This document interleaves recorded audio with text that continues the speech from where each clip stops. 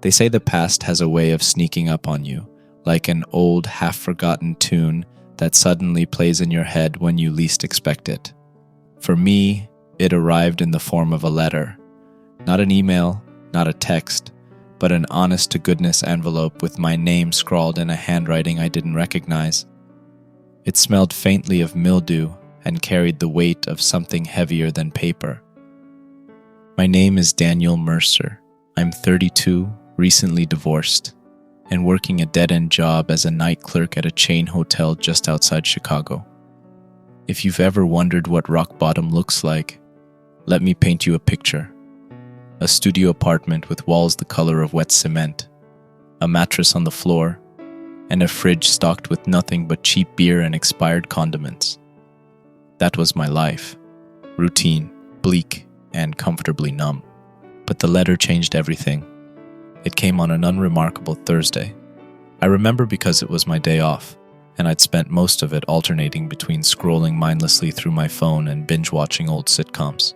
When I finally decided to check my mail, more out of boredom than necessity, I found the envelope tucked between a stack of flyers and a utility bill I couldn't afford to pay. There was no return address, just my name, and this curious, almost old-fashioned handwriting.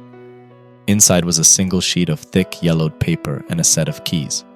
The message was brief. "Daniel, it's time you came home. The house is yours now. 23 Maple Hollow Lane, Harrowick. Your Uncle Clarence." I read it 3 times, trying to reconcile the words with my reality. Uncle Clarence. The name rang a distant bell, like a character from a childhood story I'd only half remembered. My mother, God rest her soul, had mentioned him a few times, usually in the same breath as trouble or black sheep of the family. He'd lived in some small, out-of-the-way town called Harrowick, though I'd never been there. As far as I knew, we hadn't spoken since I was old enough to form memories. Yet here it was, a house, an inheritance, and an invitation, if you could call it that. For the next 2 days, I tried to forget about the letter.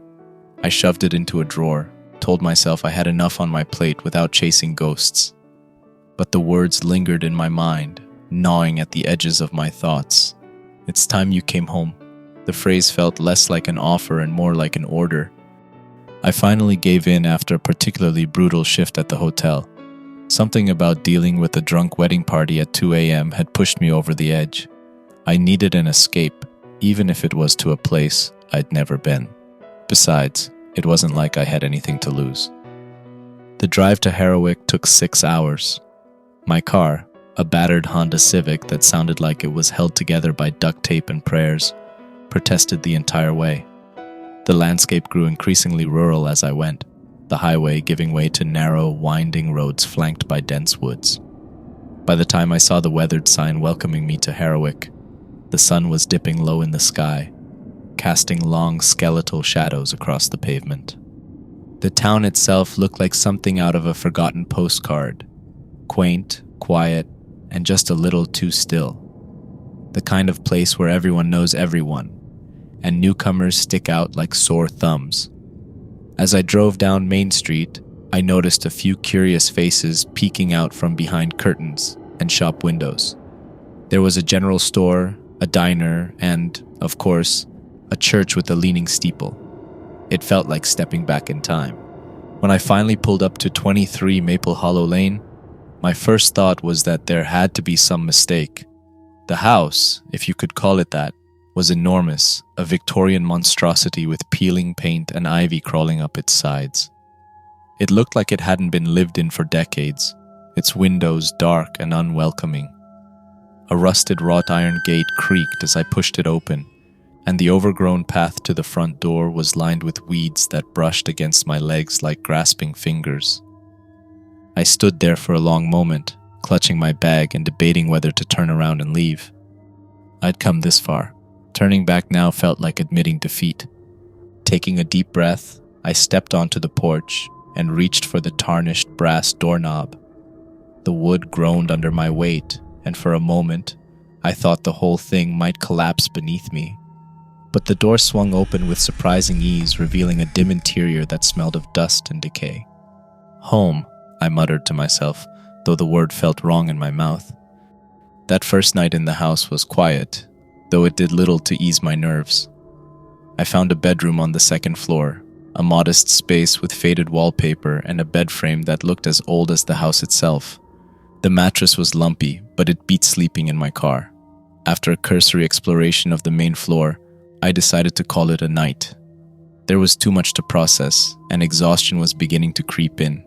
Sleep came fitfully, punctuated by strange dreams that dissolved the moment I opened my eyes. I woke once in the middle of the night, convinced I'd heard footsteps outside my door, but the house was silent when I strained to listen. Just my imagination, I told myself, though the thought did little to comfort me. Morning came, with a pale, watery light filtering through the curtains. The air was cold and carried the faint scent of damp wood. I dressed quickly, eager to get out of the house and explore the town. If I was going to stay here, and that was still a big if, I needed to know more about Harrowick and its people. The streets were quiet as I made my way toward the diner I had noticed the day before. A bell jingled as I pushed open the door, and the smell of coffee and fried bacon enveloped me. The place was sparsely populated, a couple of older men nursing mugs of coffee at the counter, and a waitress who looked like she'd seen it all. Her name tag read Marlene. "Morning," she greeted, her voice rough but not unkind. "You must be new in town." "Yeah," I admitted, taking a seat at one of the booths. "Just got in yesterday." Her eyes flicked to the window, where the fog was beginning to creep in like a living thing. "Well, welcome to Harrowick. Hope you don't spook easy." She said it with a wry smile, but there was something in her tone that made my stomach tighten. I glanced outside, watching as the fog thickened, swallowing the street. "Why's that?" She didn't answer right away, busying herself with pouring coffee into a chipped ceramic mug. When she finally spoke, her voice was lower, almost conspiratorial. "You'll see. Just pay attention when the sirens start." "Sirens?" I asked, my brow furrowing. But she'd already moved on to another customer, leaving me to sip my coffee and wonder what the hell I'd gotten myself into. The first blast of the sirens came just as I was finishing my coffee. It was an eerie, low-pitched wail that reverberated through the diner, rattling the windows and vibrating in my chest. I flinched, glancing around to gauge the other patrons' reactions, and immediately noticed the change. Marlene froze mid-step, her hand gripping the coffee pot so tightly I thought it might shatter. The two old men at the counter stopped talking altogether, their faces drawn and tense. Across the room, a young couple hurriedly pulled the blinds shut on their booth's window, casting nervous glances toward the street outside. Even the clatter of silverware from the kitchen went silent. I turned to look outside. The fog had grown impossibly thick, a dense, milky shroud that erased the street and buildings beyond the diner's window. Tendrils of mist coiled against the glass, twisting and shifting as if alive. The sight was unnerving, but what struck me even more was the behavior of the people around me. A woman at a corner table clasped her hands tightly, whispering to herself in a voice too low to hear. One of the old men at the counter muttered something under his breath, his knuckles white as he gripped his coffee mug. "What's going on?" I asked, trying to keep my voice steady. No one answered. Marlene shot me a quick, almost apologetic glance before hurrying toward the kitchen, leaving the coffee pot forgotten on the counter. The young couple whispered furiously to each other, their eyes darting between the blinds and the fog outside.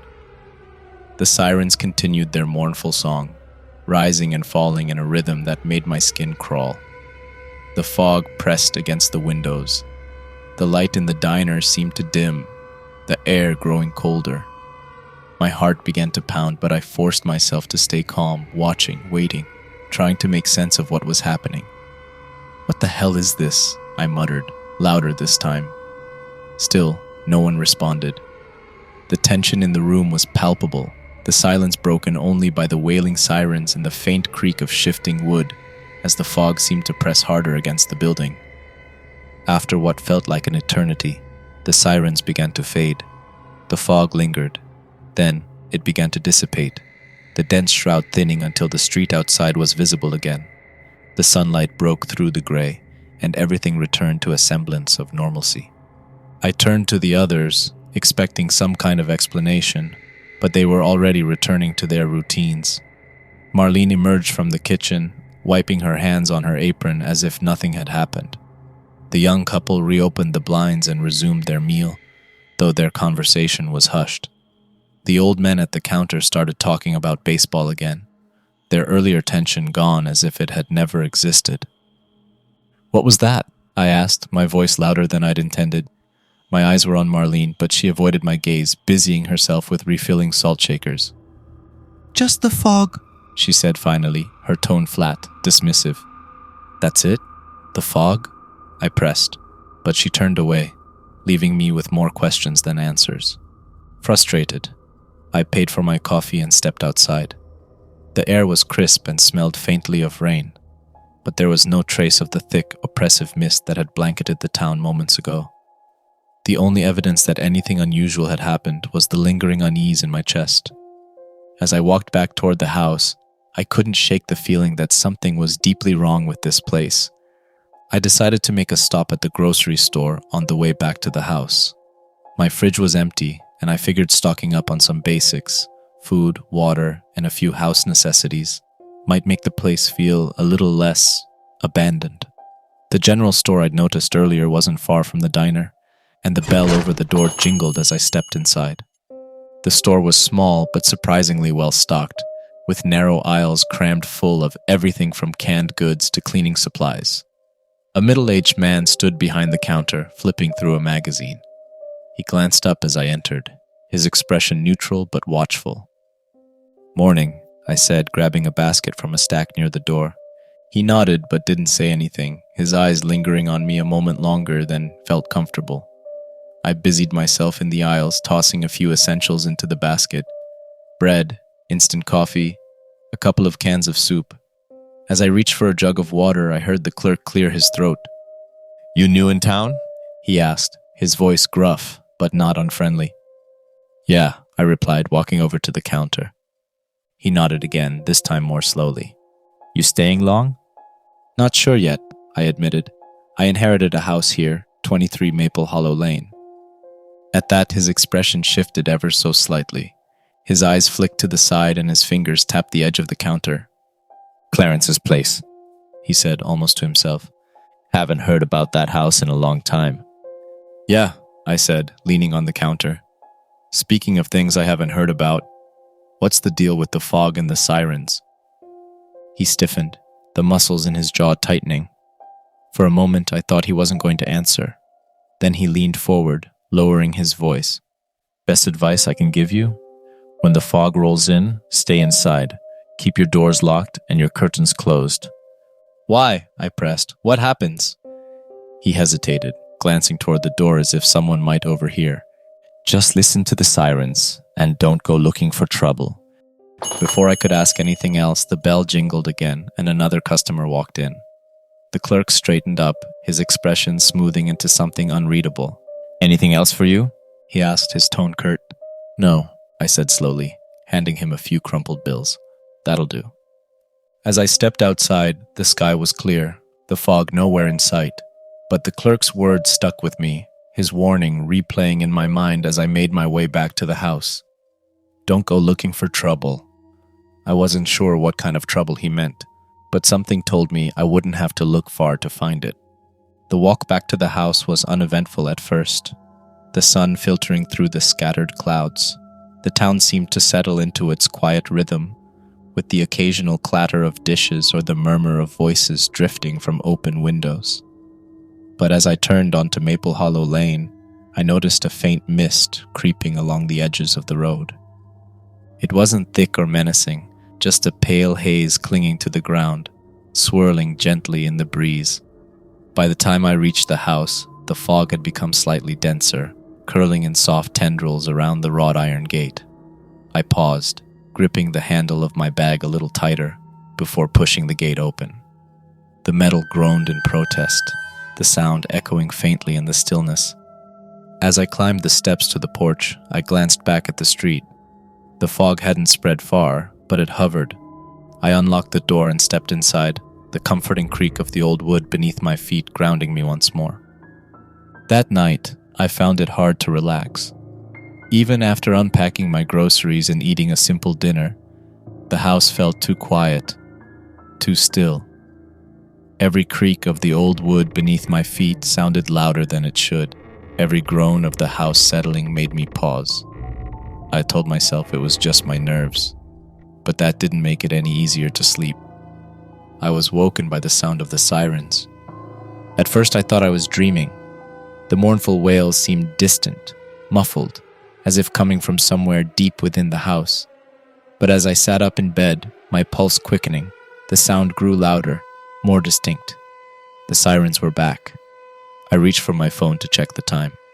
It was just past 2 a.m., the room bathed in pale moonlight that spilled through the partially drawn curtains. Moving cautiously, I walked to the window and peered outside. The fog had returned, thicker and more oppressive than before. It rolled in waves across the front yard. My car, parked at the edge of the driveway, was barely visible through the haze. The siren's wail seemed to pulse in time with my heartbeat, their rhythm both hypnotic and unsettling. I turned away from the window, my skin prickling with unease. Something about the fog felt wrong, though I couldn't put my finger on why. Then I saw it. Faint movement in the fog. At first, it was just a flicker of shadow at the edge of my vision, something that might have been a trick of the light. But as I focused, I realized there was something moving out there, slow and deliberate. A figure? No, it was more amorphous than that, like the fog itself was coalescing into a shape. A loud knock at the front door jolted me back, my heart leaping into my throat. The sound was sharp and insistent, echoing through the quiet house. Gathering my courage, I crept down the stairs, flashlight in hand. The sirens continued their mournful wail, the fog pressing against the windows. Reaching the bottom of the stairs, I approached the door slowly, my steps careful to avoid the creakiest boards. Another knock, louder this time. My breath caught as I reached for the curtain beside the door, pulling it aside to peer out onto the porch. The light from the hallway spilled faintly through the window, but outside, there was nothing. No one. Just the swirling fog. I exhaled sharply, trying to steady my nerves. Maybe I was hearing things, my imagination running wild in the stillness of the night. But as I started to turn away, the knock came again. 3 sharp raps, closer now, almost urgent. I spun back, the flashlight beam jerking toward the door. My hand hovered over the lock, my mind racing. Whoever, or whatever, was knocking wasn't visible, but I could feel their presence, a weight pressing against the other side of the door. "Who's there?" I called, my voice trembling slightly. The only response was the sirens, their haunting cry rising and falling like a warning. I moved toward the window beside the door, flashlight in hand, and carefully peeked through the curtain again. My breath fogged up the glass as I leaned closer, trying to see if someone was out there, playing some twisted game. Then, suddenly, a face appeared inches away from mine. White eyes, no mouth, and pale skin pressed against the window pane. I stumbled back with a gasp, the flashlight slipping from my hand and clattering to the floor. My heart raced as I scrambled to pick it up, the beam jerking wildly across the room. When I looked back at the window, the face was gone, leaving only the fog and my own distorted reflection staring back at me. I took a step back, my pulse pounding in my ears. The knock didn't come again. Finally, the sirens began to fade. The fog outside started to dissipate. When I finally opened the door, the porch was empty. The air was crisp and still, the fog entirely gone, as if it had never been there. Yet I couldn't shake the feeling that something had been watching me. I locked the door and turned back to the darkened house, every shadow now feeling deeper, every creak of the old floorboards sharper. Sleep wouldn't come easily that night, if it came at all. The next morning, the weight of the previous night's events pressed heavily on me. I couldn't shake the image of that face or the eerie rhythm of the sirens. Desperate for answers, I decided to head back to the diner. Marlene seemed to know more than she was letting on, and I wasn't going to leave without learning something. The diner was busier than before, with a few more locals scattered across the booths and counter. Marlene glanced up from where she was pouring coffee for a customer and gave me a curt nod. I took a seat at the counter this time, sliding onto one of the vinyl stools. Marlene approached, her expression unreadable. Morning, She said, setting a menu in front of me. rough night? I hesitated, debating how much to share. You could say that, I replied, my voice low. The fog was back, and the sirens. Her hand paused briefly as she reached for the coffee pot. You stayed inside, didn't you? I nodded. Yeah, but something... I trailed off, unsure how to put it into words. Something was at my door. She exhaled sharply, her lips pressing into a thin line. You're lucky it didn't get in. What's out there? I asked, leaning closer. What happens in the fog? Marlene glanced around, as if checking to make sure no one was listening. The low murmur of the other customers filled the room, but no one seemed to be paying us any attention. She leaned in slightly, her voice dropping to a near whisper. People have disappeared. Not just visitors like you, but locals. Folks who've lived here their whole lives. The fog comes, the sirens go off, and sometimes people just vanish. And the things in the fog? The faces? Her eyes darkened. No one knows what they are. Some say they're spirits, others think there's something worse. All I know is, you don't open your door when the fog rolls in. You don't look outside if you can help it. And you definitely don't invite anything in. Invite? I echoed, confused. She straightened, pulling back as if she'd said too much. Just be careful, She said, her voice firmer now. This town has its rules, and breaking them has consequences. Before I could press her further, another customer called for a refill, and Marlene hurried away, leaving me with more questions than answers. I sat there for a while, staring into my coffee, the weight of her words settling over me like a second skin. Whatever was happening in Harrowick, it was far from ordinary, and I had a sinking feeling that I was only just beginning to scratch the surface. Determined to find out more, I decided to head to the town's library. It was a small, unassuming building on the edge of Main Street, its red brick exterior faded and ivy creeping along its walls. The air inside was cool and smelled faintly of dust and old paper. Rows of shelves filled with worn books lined the dimly lit space, and at the far end, an older man sat behind the desk, flipping through a yellowed tome. He looked up as I approached, his pale blue eyes narrowing slightly as he took me in. "Morning," I said, trying to sound casual. "I'm looking for some information about the town's history, maybe about the fog and the sirens." The man's expression didn't change, but he closed the book and leaned forward, resting his hands on the desk. You're new here, He said, his voice gravelly. I nodded. Just moved in. Figured it'd be good to know more about the place. He studied me for a moment, then motioned toward the back of the library. Third row from the left, near the window. Look for the journals and old newspapers.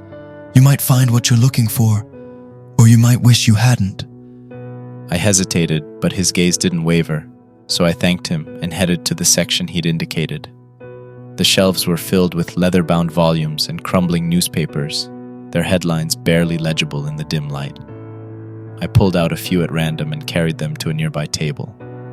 The first journal I opened belonged to someone named Margaret Blackwood, dated over a century ago. Her entries were meticulous, chronicling daily life in Harrowick, until she began writing about the fog. Her handwriting grew shaky as she described strange noises outside her home, shadows moving in the mist, and neighbors who vanished without a trace. One passage sent a chill down my spine. The fog is alive. It watches. It waits. Last night, I heard it whispering my name. I set the journal aside and opened one of the newspapers. A headline from 1973 caught my eye. Family disappears amid mysterious fog. The article detailed the story of a local family who had been last seen entering their home during a foggy evening. When neighbors checked the next morning, the house was empty, their belongings untouched. Authorities had no leads, and the case was never solved. The more I read, the more unsettled I became.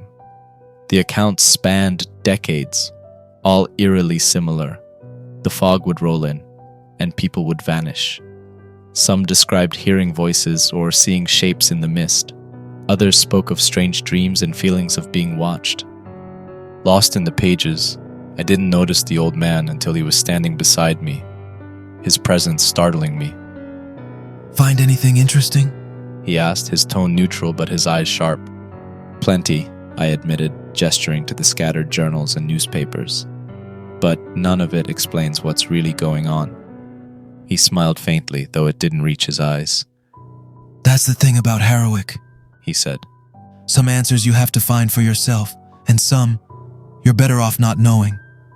I hesitated, then decided to take a chance. I inherited a house here, 23 Maple Hollow Lane. It belonged to my Uncle Clarence. Did you know him? The old man's expression didn't shift much, but his gaze grew sharper. Clarence Mercer, he said, the name rolling off his tongue like a bad memory. Oh, I knew him. Everyone in this town knew him in their own way. He was obsessed. Obsessed? With what? I asked, leaning forward. The librarian's pale fingers tapped the desk lightly. With the fog, with the sirens. Your uncle spent years researching them, scribbling in his journals and muttering about patterns and meanings that only he could see. He thought he'd uncovered something big. I swallowed hard. What did he find? The old man's gaze didn't waver, but he shook his head slightly. That's not for me to say. All I'll tell you is this. Clarence believed the fog wasn't just some natural phenomenon. He thought it was alive, that it was tied to something much older than this town. Maybe older than anything we know. A chill ran down my spine. And the sirens? The librarian gave a faint, almost imperceptible smile. Protection, or a warning. Depends on who you ask. Some people say the sirens were the only thing keeping the fog, and what's in it, from swallowing this place whole. But... He hesitated, then leaned in slightly, lowering his voice. Some people think the sirens aren't actually warning us. They might be calling us. Have you noticed that there aren't actually any physical sirens around town? Think about it. Have you seen a single speaker, a tower, anything that could be making that sound? I blinked, my mind racing. He was right. In all my walks through town, I hadn't seen any sirens mounted anywhere. No poles, no speakers, nothing. And yet, the sound had been deafening. Then where the hell is it coming from? I asked, my voice lower now. The librarian gave me a long, knowing look. That, my friend, is the real question. I nodded slowly, trying to digest what he had said. My uncle, he left the house to me, I said, my voice quieter. I've barely had time to look around, but I'm starting to think there might be something there, something he left behind. The librarian's expression darkened slightly. If Clarence left you that house, then he must have trusted you to handle whatever secrets it holds. But be careful. His obsession wasn't without cost. He grew distant, paranoid. Toward the end, he barely left the house, and when he did, it was only to stare at the fog as if it might speak to him. A shiver ran down my spine. Do you think he found something? Maybe, the old man replied cryptically. But Clarence believed that knowledge was dangerous. If you really want to understand what he uncovered, you should start in the attic. That's where he spent most of his time, writing, reading, and waiting. I thanked him, the weight of his words settling over me as I gathered the journals and newspapers. As I left the library, his gaze lingered, as though he wanted to say more but decided against it. The walk back to the house was brisk, my mind racing with possibilities. As I walked through town, my eyes scanned the rooftops, street corners, and utility poles. The librarian's words gnawed at me. Where were the sirens?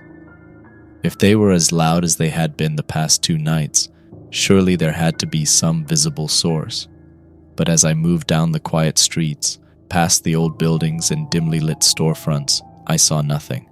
No loudspeakers, no warning towers, not even a single horn or siren fixture mounted anywhere.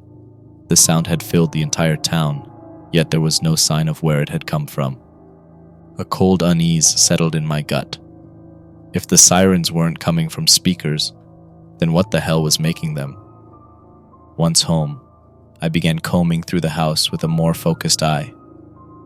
The living room and kitchen were largely barren of anything meaningful, just outdated furniture and a few rusty appliances. But upstairs, I found the real clues. Clarence's study was a chaotic mess. The desk was littered with scraps of paper, scrawled notes, and crude sketches of the town.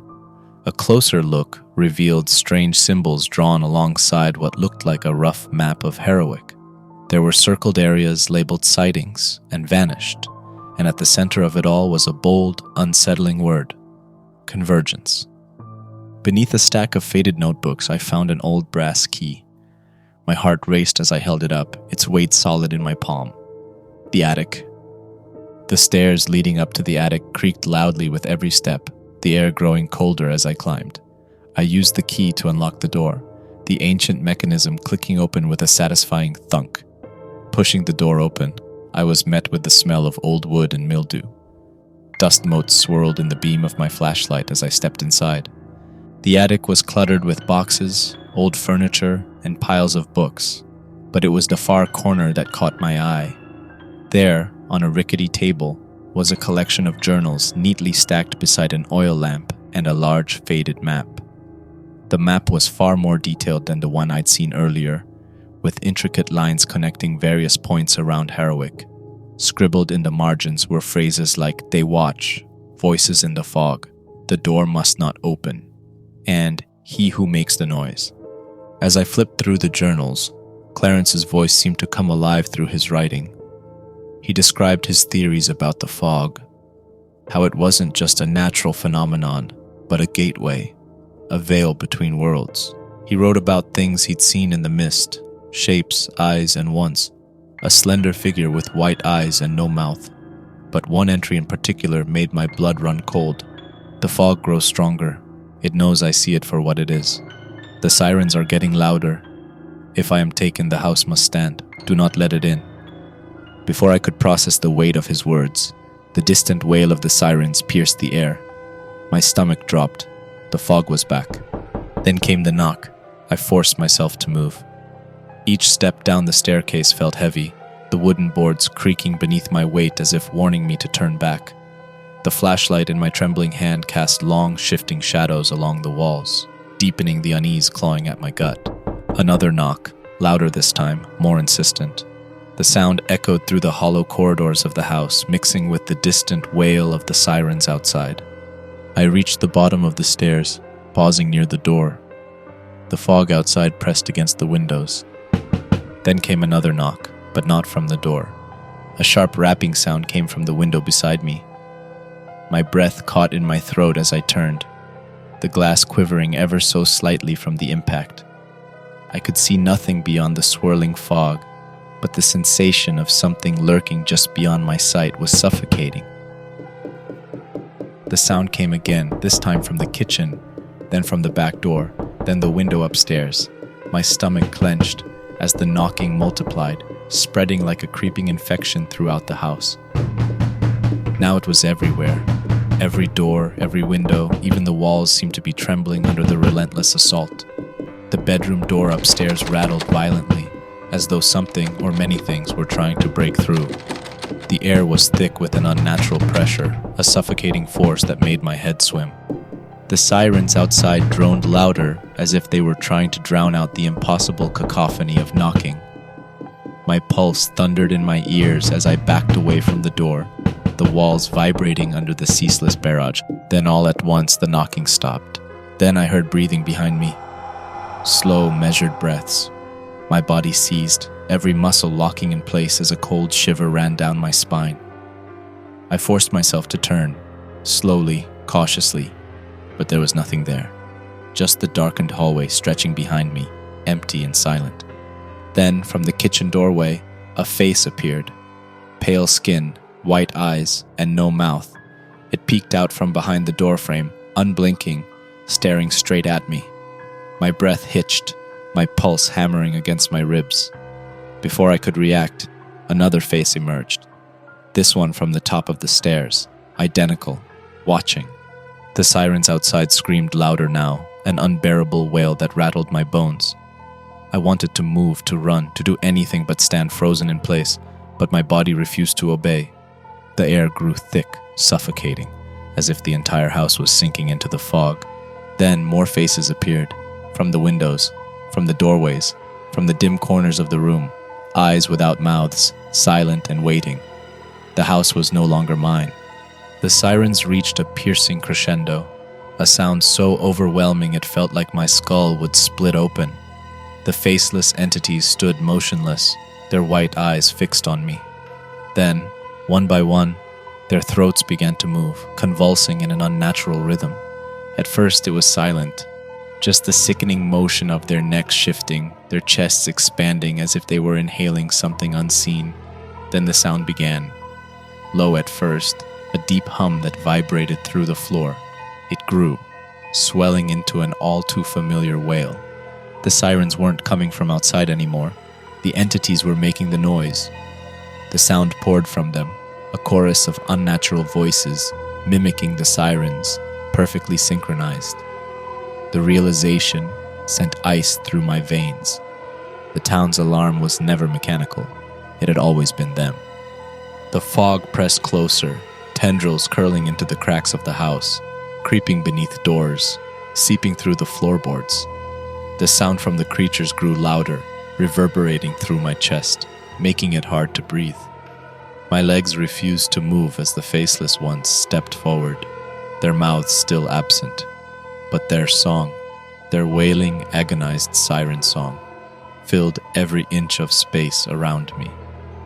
The last thing I saw before the fog swallowed everything was my own reflection in the window. My mouth was fading. Then everything went dark. Silence.